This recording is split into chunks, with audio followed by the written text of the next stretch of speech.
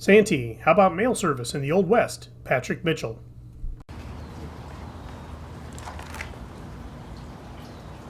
There, I sincerely apologize. The Postal Service was an integral part of the settling of the West. Mail offered not only a way for spread-out families to correspond, but also for merchants and businessmen to communicate with their suppliers and benefactors back east. Early on, I made a video on the Pony Express, which most think of when the subject of mail in the Western Territories comes up. Riders delivering mail and other communications from Missouri to California in a relay fashion, risking life and limb across a dangerous landscape.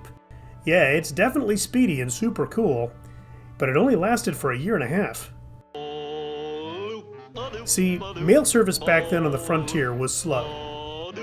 From 1858 to 1861, the Butterfield Overland Mail transported correspondence and packages twice a week from St. Louis to San Francisco. It took nearly 3 times as long as those wiry young horsemen. However, more mail could be transported in a stagecoach for a cheaper rate, and you could also throw some passengers in there for some extra dinero. We're in the money, we're in the money. We've got a lot of what it takes to get along. The first stamps were issued in 1847 at 5 and 10 cents. By 1863, the price per half ounce was lowered to 3 cents, then 2 cents in the late 1880s. So for less than the cost of a glass of whiskey, you could mail a letter. In looking at histories of towns, especially the ghost kind, it is clear that we can officially date a settlement by the year the post office was established. They weren't all standalone buildings. In towns like Fairbank, Arizona, the post office was part of the commercial building, which also housed a saloon, a general store, and a video arcade. No, the last one's a blatant lie. I apologize.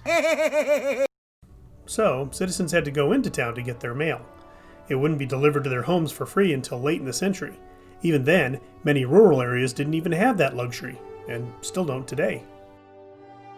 The Postal Act of 1792 established the foundation of the modern postal service. Congress took the mail very seriously, with steep penalties for the privacies involved with it. Section 17 allowed for the theft of mail to be punishable by death. Now, by 1872, Congress reduced this to 5 years in prison. Well, they sure shot me to death. Bill, they didn't kill you because you stole the mail. Whatever. Mail service continued to operate with Wells Fargo and the Overland Mail lines until 1869, when the Transcontinental Railroad was completed. This reduced mail delivery to a week or less. In fact, some mail was even sorted in train cars. But what about those settlers who didn't live near a train station? Well, folks were still contracted to move mail from railroad cars to post offices in towns. The job of the mail courier is not an easy one. Many risked their lives early on to make sure it got to its destination by whatever means possible. To me, that's a true dedication of service, and that service is evident in their motto. Neither snow nor rain nor heat nor gloom of night stays these couriers from the swift completion of their appointed rounds. So thanks, postal workers. We appreciate you. Well, folks, that's it for another episode. Thanks for watching. Hey, wait. You got an awful lot of fan mail here. There must really be some folks that like you. Thanks. Sure.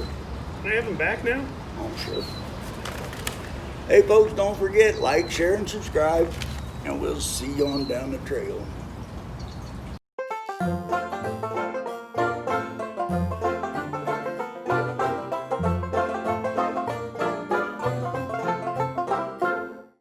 Oh, my goodness. Folks. One of them, Dear John. Great. Thanks for watching. And as always, please like, share, subscribe, and we'll see you on down the trail. You know, you've got a lot of fan mail. Yeah. Because these are for you.